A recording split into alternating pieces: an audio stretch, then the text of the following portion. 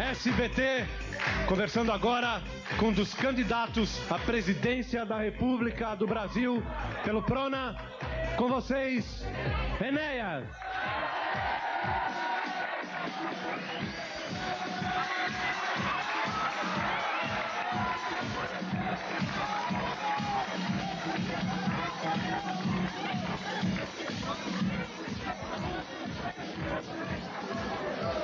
Boa noite, Enéas. Como vai? Boa noite, seu Sérgio. Tudo bem? Muito obrigado pela tua participação. É a terceira aqui no Programa Livre? Duas aqui, na outra emissora. Na TV Cultura. Lá, exato. Muito bem. Então, muito obrigado.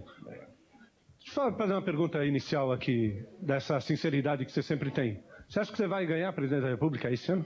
Depende do que ocorrer agora, nesse último período. Na dependência do tempo de que eu disponha para... Quer dizer, você acredita que ainda, se acontecer alguma coisa, você tem chance? O senhor me entrevistou em 89, eu continuo dizendo a mesma coisa. Ok. O senhor se recorda disso. Então vamos lá. Perguntas. Fala, garoto. É o seguinte, quase a metade da população brasileira é negra e não tem quase nenhum candidato negro. O que o senhor acha disso? Bom, eu não vou querer aqui me apresentar como candidato, seria até uma pilheira. Eu descendo de brancos, negros e índios. Mas eu nunca me apresentaria como candidato de um grupo, nem dos médicos, nem dos carecas, nem dos gordos, nem dos magros. Eu pretendo ser um representante de toda a sociedade brasileira, o senhor entende? Quer dizer, então eu não entendo por que devesse existir assim um candidato negro, entende? Ou um candidato médico. O candidato a presidente da República, a meu ver, ele tem que responder aos grandes anseios da população brasileira como um todo, assim que eu vejo. Sem nenhum tipo de discriminação racial, religiosa, nada disso, ok?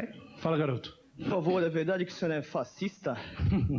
Não, isso é uma... Veja, senhor, o que está ocorrendo agora nos últimos dias, examinando com bastante profundidade a sua pergunta, eu defendo medidas nacionalistas, eu defendo soberania nacional, eu defendo o fim da situação em que a nossa nação se encontra de joelhos no exterior.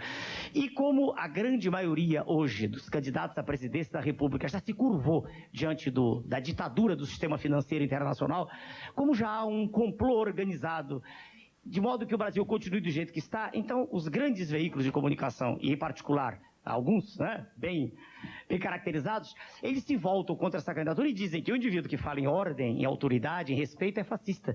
Fascista é o partido político que quis me tirar da candidatura, que quis tirar a candidatura.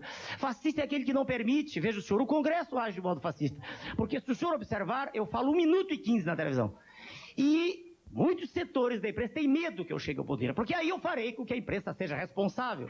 Não é tirar a liberdade de ninguém, é fazer com que ela investigue, mas que ela trabalhe em favor da população e não contra ela. Está acompanhando o senhor? Então é por isso que essa pecha está, digamos assim, sendo usada por alguns jornalistas. Eles dizem isso, fica por isso mesmo, eu não tenho nenhuma oportunidade de defender, como estou tendo agora para o senhor e para a nação toda. O que eu quero é uma nação que seja soberana, uma nação que deixe de curvar-se no cenário internacional, uma nação rica como ela é, que apresente um futuro para os seus filhos, para a gente da sua geração e mais novos, que hoje tem pouquíssimo futuro, uma nação que tenha produção, que tenha emprego, que não apresente esses índices terríveis de bem-estar social que nós temos hoje. Eu quero uma nação livre. Isso não é ser fascista, entendeu, senhor? O partido fascista da Itália, completamente diferente da minha pregação. Agora, senhor Enéas, quando o senhor fala assim que, na verdade, vai fazer a imprensa entender... Sem dúvida. Eu quero que ela seja responsável. Mas como o senhor vai atuar em relação à liberdade de imprensa? Não, a imprensa tem que ser livre. E eu explico por que ela deve ser livre. Os militares que tomaram o poder em 64 cometeram um erro crasso. Nenhum partido político, nenhuma instituição tem condições de fiscalizar o poder. Só a imprensa pode fazê-lo. Ir aos porões do poder. Saber o que está acontecendo, entende? Nas entranhas, lá dentro. A imprensa tem esse direito e, mais do que esse direito, esse dever. Isso é uma coisa, é um direito inalienável da imprensa, como instituição. Outra coisa é a absoluta falta de respeito. Veja, senhor, isso é completamente diferente. Não é justo que um jornalista chegue a um programa aqui no SBT e diga assim, Ernesto, tem tempo demais. Por quê? Por que eu tenho tempo demais? Eu digo alguma coisa que seja, assim, suja, que seja sórdida. Alguma vez eu faltei com respeito a alguma outra, o senhor está entendendo? Quer dizer, então, nesse sentido é que eu digo que ela tem que ser responsável. Tem que haver uma lei de imprensa que puna o indivíduo que faz, assim como existe um código de deontologia médica que nos pune. Quando o senhor vai a um pronto-socorro, o colega que estiver lá, ele pode abrir o senhor na hora, se o senhor estiver inconsciente, mas ele não pode cortar sem saber o que está fazendo. Ele é responsável pelo ato médico dele. Eu quero responsabilidade, só isso. Ok. O senhor é o que último candidato a presidente da República que está vindo para cá. Nós estamos feito o seguinte: para cada candidato que vem, ele faz uma pergunta para o seguinte que vem para cá. E o último que esteve aqui foi o Esperidião Amin, que fez uma pergunta ao senhor. Ela vai aparecer aí, o senhor responda, por favor. Tem que virar para lá. Eu gostaria de perguntar ao candidato Enéas se ele acha que é importante escolaridade e experiência administrativa. Experiência administrativa e escolaridade para administrar um país como o nosso. Bom, a primeira questão já está respondida acabou, né? Pela própria tradição toda, por tudo que fiz durante a vida. Eu passei a vida toda, e já lhe disse isso, já a nação brasileira, toda ela, eu passei a vida estudando e trabalhando. A escola é fundamental. Há indivíduos que são capazes, graças a uma dotação genética extraordinária, de caminharem sozinhos, mas isso é raro. A escola é fundamental. Então, admitir-se que um indivíduo pretenda dirigir uma nação com o mínimo de escolaridade é um perigo, porque ele pode ser um títere. Ele pode até estar bem intencionado, ele pode ser um boneco. Ele pode ser levado de um lado para o outro porque ele desconhece as questões primaciais, as questões mais importantes. Esse primeiro. Agora, experiência administrativa. Eu respondo ao senador o seguinte: não há nenhum cargo no qual se adquire experiência para ser presidente da República. Um prefeito não tem, de nenhuma maneira, a condição de opinar sobre questões macroeconômicas. Nenhum prefeito ou governador sabe como decidir sobre política mineral. Entende? Quer dizer, as questões que se exige sejam conhecidas de um candidato à presidência da República, elas transcendem ao nível de qualquer administrador escalão menor. Daí porque o senhor vê um ir e vir nos outros escalões. Eu respondo a sua excelência, o senador. Não. Para o indivíduo ser candidato à presidência é fundamental, primeiro, mais do que tudo que ele disse, que o indivíduo diga a verdade. A nação brasileira anseia pela verdade. Ela está cansada de ser enganada a cada instante, a cada eleição, ano após ano. É preciso compromisso com a verdade. Segundo, é preciso ter preparo, sem dúvida, um preparo específico, o mais abrangente possível, sobre saúde pública, sobre a questão educacional, você está entendendo? Agora, administrativa, se o que Sua Excelência, o senador, diz é administrativa, tendo sido prefeito, governador, não. E pior ainda, porque no Congresso, do qual Sua Excelência, o candidato ao qual Sua Excelência pertence, no Congresso não se aprende nada. Aprende-se apenas troca de influências, troca de favores. Eu já disse isso em público. Quer dizer, o Congresso não é uma escola na qual se aprenda nem a legislar, uma vez que há um número enorme de exemplos de leis inconstitucionais oriundas de lá. Respondi? Ok, estou respondendo. Para lhe dar um tempo, volta. Já.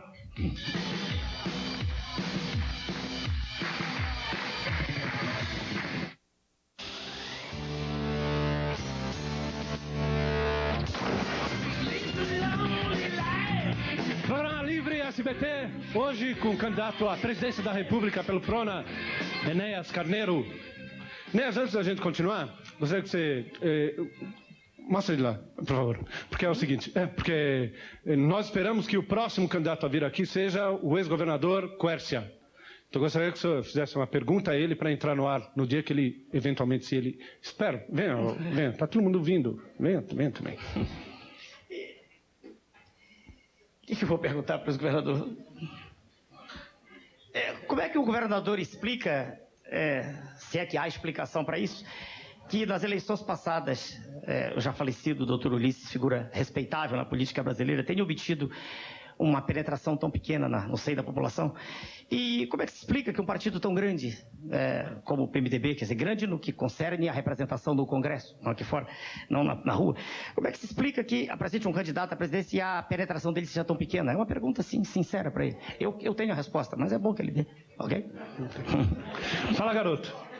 Eu queria saber se em 89, quando você se candidatou pela primeira vez, você falou que se você não ganhasse a eleição, você não se candidataria de novo. Não, um minutinho, permita-me cortar.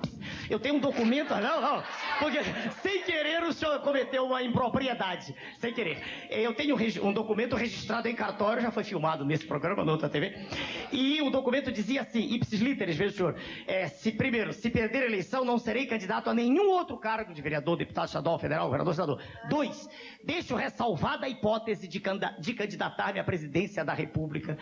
numa outra situação. Está escrito lá, registrado em cartório. E quanto ao horário eleitoral gratuito na televisão e rádio, você acha que o candidato Esperidião Amin, da vez que ele veio aqui, ele falou que ele acha que não devia ser em rede nacional tudo ao mesmo horário. E você acha que todos... Não entendi, não devia o quê? Que o horário político não devia ser em todas as emissoras ao mesmo horário, ao mesmo tempo. Tipo uma rede assim que pegasse todas as emissoras.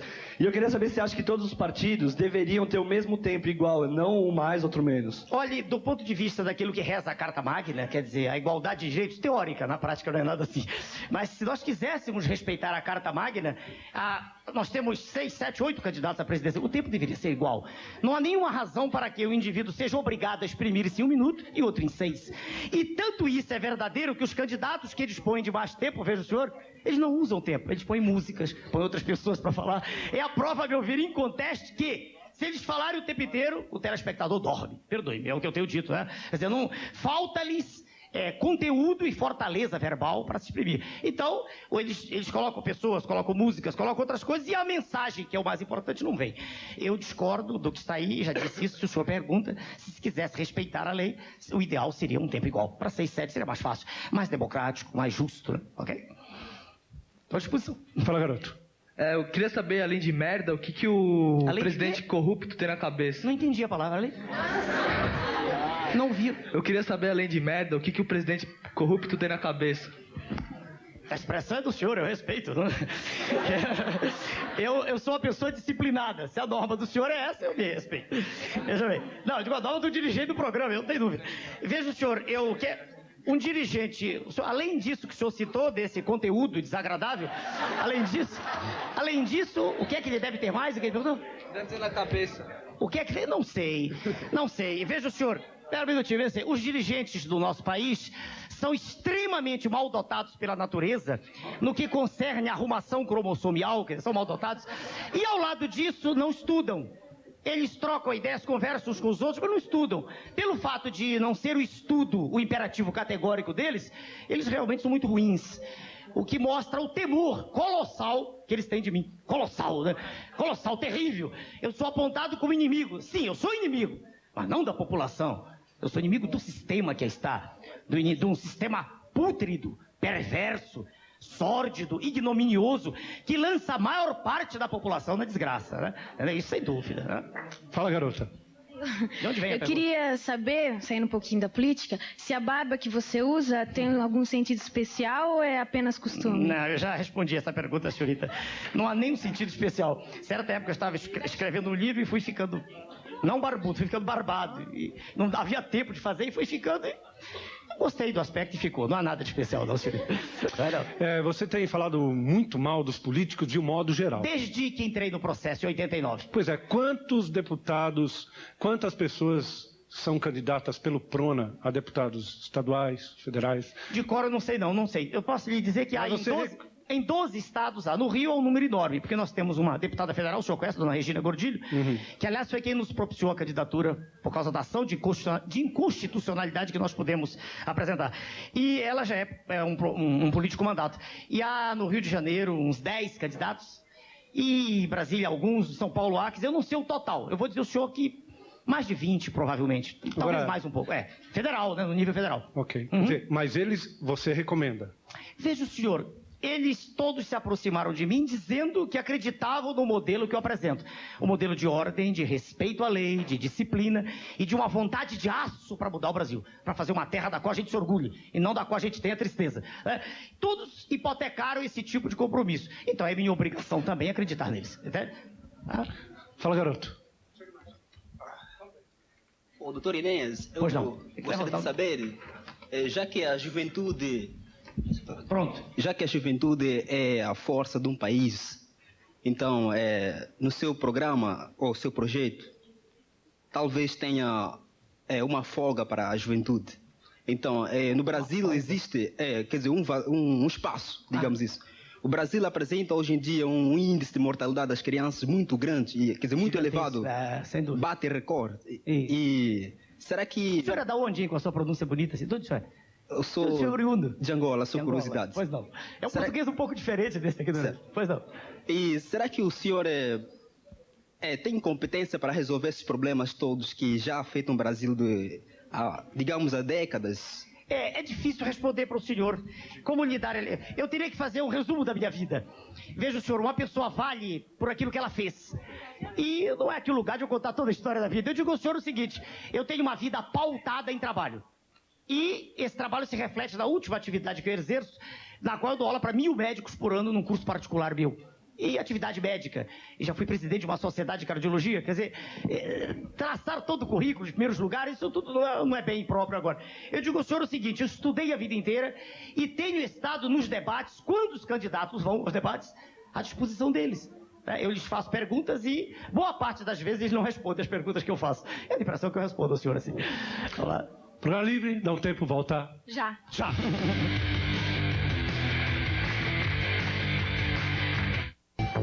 Muito bem, a gente segue aqui com o Programa Livre. O Programa Livre hoje entrevistando Enéas Carneiro. Já já a gente continua a entrevista. Agora é a primeira vez com Fresh, Colinos Fresh. Primeiro gel dental feito para os melhores anos da sua vida. Tem 2 sabores, o mint e o tropical. Também 2 tipos de embalagem, a bisnaga e a pump. E eu já vou dar 3 kits para as pessoas que vão participar hoje aqui. Segure. E a camiseta vai para a história mais interessante, porque essas pessoas, vocês estão votando pela primeira vez ou não? Você pela primeira vez, você não, e você pela primeira vez. Qual é o critério que você está estabelecendo? Não precisa nem falar a respeito do candidato que você vai votar, mas como é que você está estabelecendo os critérios para você votar pela primeira vez? E quero saber se você já tem todos os candidatos na sua cabeça, da presidência a deputado estadual.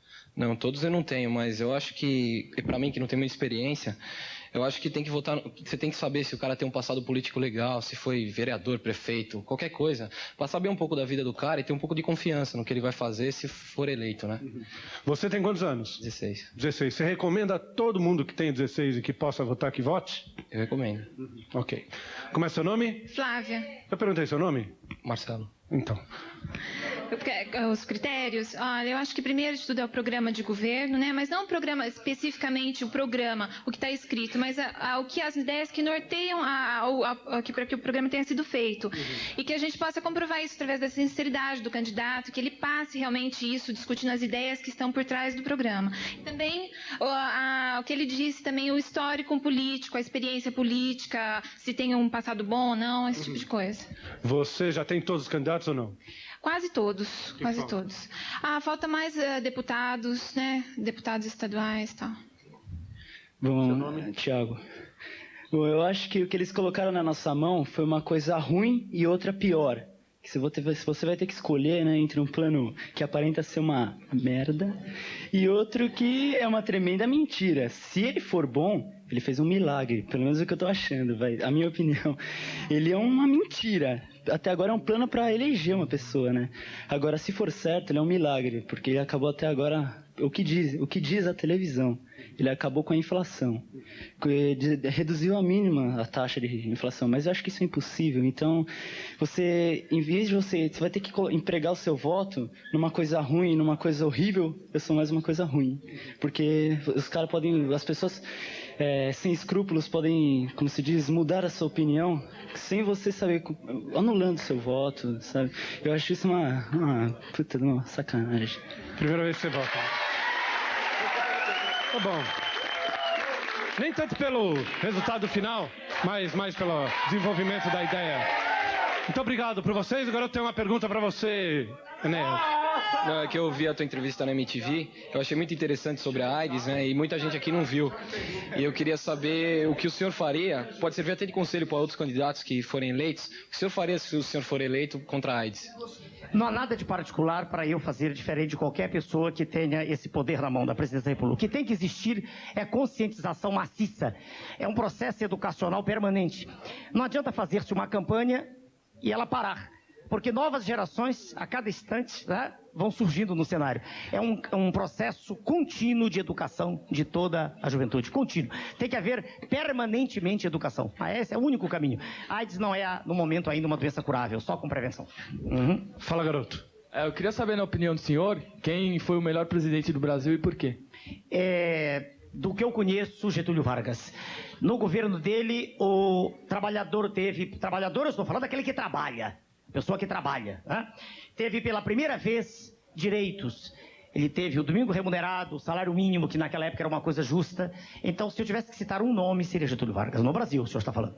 No Brasil. Ok. No próximo bloco, o senhor responde uma pergunta minha logo de saída. Numa hipótese, que o senhor talvez não admita, mas é uma hipótese, do senhor não chegar ao segundo turno, e se houver o segundo turno, quem o senhor vai apoiar? Pois não. O Programa Livre dá um tempo, volta já.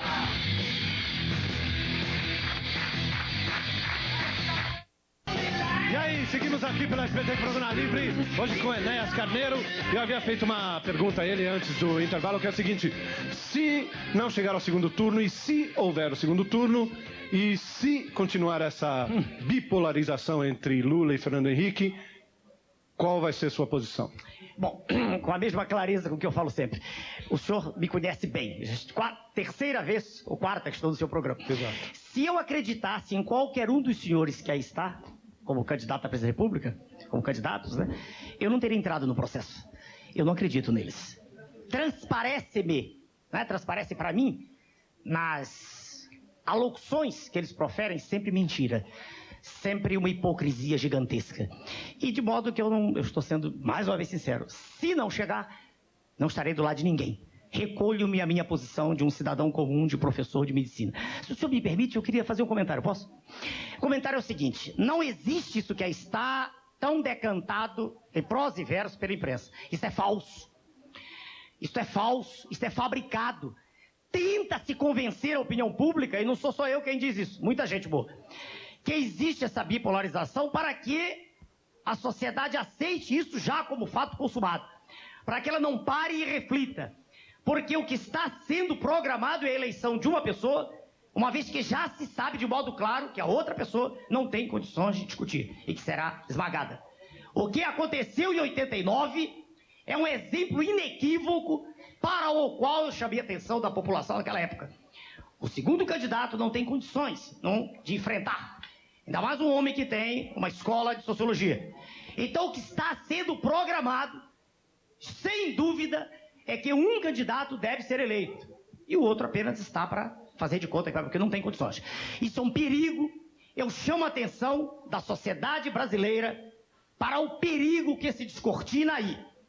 O candidato majoritário, aquele que hoje é o representante oficial do sistema, digamos, o candidato mais aplaudido, o candidato que representa o grande capital internacional, se esse senhor ganhar a presidência da República, aquilo que está escrito no consenso de Washington, que a nossa população tem pouco conhecimento, aquele documento terrível em que se prega praticamente o fim da soberania nacional, aquele documento terá valor. E o Brasil será uma nação de joelhos lá fora. Privatizar-se-á tudo, até o ar atmosférico. Numa segunda hipótese, o segundo candidato não tem condições de dirigir o país. Homem sem preparo, homem que será levado para um lado e para o outro da dependência de quem o esteja empurrando para o outro lado. E seria um péssimo exemplo para todos os pais de família, para todas as crianças e adolescentes, daquilo que o estudo realmente representa. O conhecimento humano é a arma mais poderosa que qualquer um de nós pode ter. Só o conhecimento liberta o homem. E o que eu estou dizendo aqui já disse num debate, quer dizer, não estou falando por trás. O candidato teve todo o tempo para estudar, desde mais de 15 anos. Não o fez porque não gosta disso, não acredita nisso, não crê que essa seja a bola mestra. E isso é para mim o fundamental. Eu não consigo entender uma sociedade jovem como a sociedade brasileira que não esteja pautada num esforço educacional gigantesco. Só assim, educando todo o nosso povo bem mais jovem, pode-se criar uma geração da qual o Brasil se orgulhe. Essa é a minha mensagem. Obrigado, senhor. Ok. A partir de agora, vamos acelerar. Faz de conta que o senhor está em 89, tá legal? Perfeito. Doutor Enéas, o senhor é ultranacionalista, correto? Sem dúvida. O que o senhor acha do que tem ocorrido na Alemanha com os ataques para os estrangeiros lá e também contra nordestinos aqui em São Paulo, e o que o senhor faria em relação a isso, se o senhor apoia ou não? Não, sou radicalmente contrário. Ser nacionalista é defender as nossas riquezas, é lutar contra o processo de sangria né, do qual a nação é vítima. Isso é que é ser nacionalista. É não querer que o nosso minério seja mandado para o exterior a preço de banana. O senhor está entendendo? Isso é que é ser nacionalista. É dizermos lá fora, nós somos a maior nação do planeta, respeitem-nos, parem de tratar-nos como servos. Isso não tem nada a ver com a política, veja o senhor, de tratar os nossos irmãos do Nordeste como escravos. É completamente diferente disso. Pelo contrário, eu sou a favor da integração nacional. Eu sou a favor da irrigação do Nordeste, de que se captem mais água de superfície, o que hoje não é feito, que se utilize o Rio São Francisco, de que se dê àquele cidadão humilde a condição, e ele não sairá de lá, porque ele é um homem forte, ele gosta da terra dele. Tá claro pro senhor? Você sendo médico, o senhor sendo médico, por que se tornar político? É só para lucrar como, perfeito, como isso foi em cardiologista? 89. Calma aí. Isso não começou hoje. Eu era um cidadão aqui, não há ninguém da minha geração, mas eu era um cidadão que trabalhava, estudava e que vivia indignado com isso tudo que está aí. E um determinado dia, eu não sei mais quem perguntou, mas em um determinado dia, veja o senhor, eu sabendo que a vida inteira foi essa de estudo, eu disse, é possível isso, desde que haja uma pessoa com vontade de aço, com vontade de enfrentar esse monstro terrível que aí está, esse sistema que aí está apodrecido, infecto, do qual a imprensa faz parte, de mãos dadas com o capital. Eu disse que é possível, e entrei na luta, foi só por isso, meu jovem, só por indignação, mais nada.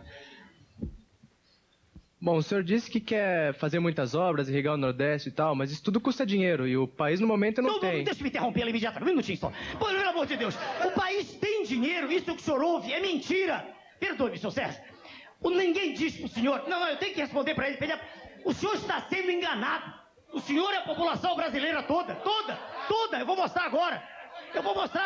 Agora, peraí. Agora.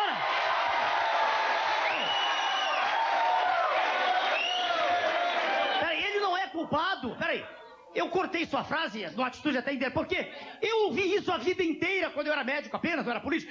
E veja o senhor, eu trabalhava no hospital e faltava parede elétrica. No dia seguinte faltava algodão, faltava álcool e dizia o país não tem dinheiro. Aí te abre os jornais e diz déficit. Isso é mentira! Mentira deslavada pro senhor que está em casa. Veja bem, aqui na década passada, veja o senhor, saíram mais de 100 bilhões de dólares daqui, pagos ao sistema financeiro. O Brasil é o maior cassino do planeta, ninguém diz isso. Veja o senhor, aqui, agora, quando esse plano salvador, entre aspas, foi apresentado, o governo, permita-me desenvolver um pouquinho, o governo diz que não é intervencionista, que eu que sou. Eu quero ser intervencionista a favor da sociedade, não contra ela. Ele apresentou uma taxa de juros de 8%, isso está no meu livro ali, que neguem se puderem, 8%, 8 ao mês, meu jovem. Enquanto a campeã de juros lá fora, foi a Grécia no passado com 7% ao ano. 7 ao ano, aqui foi 8 ao mês. O senhor sabe quanto nós, pessoas comuns, perdemos com esses 8%? Naquele mês, perdemos 4,5 bilhões de dólares. Que alguém me corrija se eu estiver errado. O desafio é para o governo. Os dados são do Banco Central e da Andima. Quanto há dinheiro de sobra? Há dinheiro para construir estradas, há dinheiro para equipar hospitais, há dinheiro para tudo. Isso é uma mentira, entendeu? Mentira permanentemente repetida. E todo mundo aplaude, que falta coragem para dizer isso, entendeu? Há dinheiro de sobra, meu jovem, de sobra. Tá bom. O senhor diz... nós temos 30 segundos para acabar o programa e tem uma pergunta. Perfeito. Vamos lá. O senhor é contra ou a favor do comunismo e o porquê? Não. O comunismo é uma doutrina que já está enterrada. O comunismo científico nem chegou a existir. O que houve foi o socialismo de Engels, a forma inicial. Ele não deu certo em nenhum lugar do mundo. Eu defendo a iniciativa privada. Quer dizer, eu defendo a livre iniciativa, mas com um Estado forte que seja capaz de intervir a favor da sociedade. Isso é o ponto. Muito obrigado pela sua presença, Enéas. Muito obrigado, senhor. Obrigado a vocês mesmo por terem vindo e feito esse programa. Até amanhã. Tchau.